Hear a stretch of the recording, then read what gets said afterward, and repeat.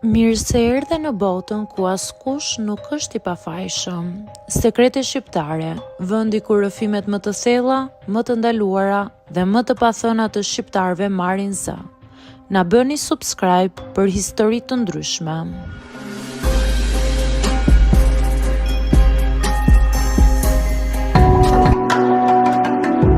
Jam 43 vjeçe dhe gjithmonë kam qenë gruaj që i mban gjërat nën kontroll. Kam rritur një djalë pothuajse vetëm. Ai është 20 vjeç tashmë, student, i gjatë, i pjekur për moshën që ka.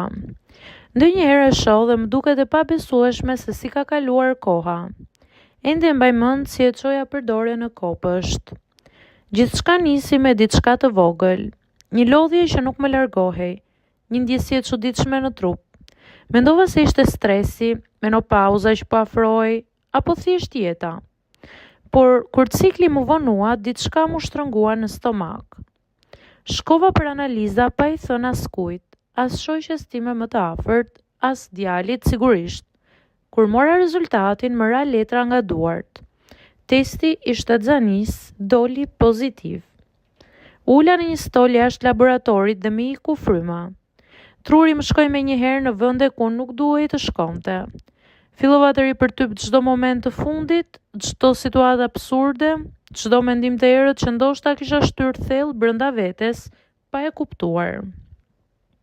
Djali im jeton me mua, kemi qenë gjithmonë shumë të lidhur me njëri tjetrin, ndoshta më shumë se ç'duhet.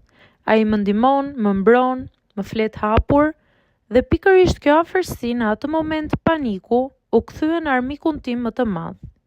Fillova të kem mendime që nuk i kisha pasur kurrë më parë. Mendime që më bën të ndihesha e sëmur, jo sepse kishte ndodhur diçka, por sepse frika dhe tronditja po më prishnin krejt logjikën. Më vinte turp nga vetja, turp që mendja ime guxonte të shkonte deri aty. Turp që nuk dija si t'ia shpjegoja askujt këtë ankth. Ne të tëra nuk fjeta. Rija shtrirë dhe dëgjoja frymarrjen e djalit nga dhoma tjetër, dhe më vinte të qaja me zë. Vendosa të shkoja te ginekologu. I tregova analizën me duar që më dridheshin. Ai më pa dhe më tha, qet, duhet ta përsërisim, ka raste ngatërimi, sidomos në laborator privat. Ato fjalë më dhan shpresë, por edhe frikë. Po sikur të mos ishte gabim? Ditët deri në analizën e dytë ishin shumë të gjata. Çdo gjë më dukej e dyshimt. Çdo mendim më kthehej si thik. Nuk guxoja ta shikoja djalin tim në sy. Ai e ndjeu që diçka nuk shkonte, por unë vazhdoja të thosha që jam mirë. Kur erdhi dita e përgjigjes së dytë, shkova vetëm. Ula përballë mjekut dhe mbaj mend qartë fjalinë e tij. Rezultati është negativ. Analiza e parë ka qenë e gabuar. Ka pasur ngatërim mostrash.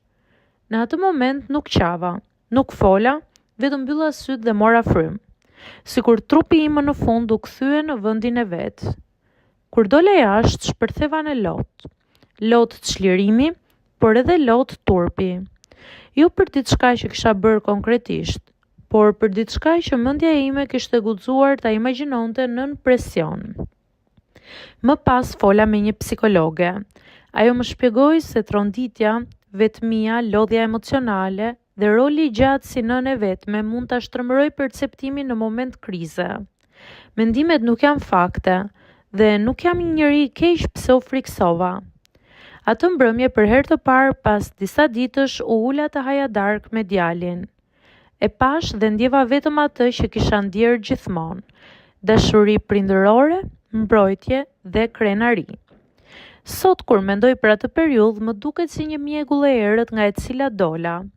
Më mësoi sa e brisht mund të bëhet mendja e njeriut nën frikë dhe nën presion.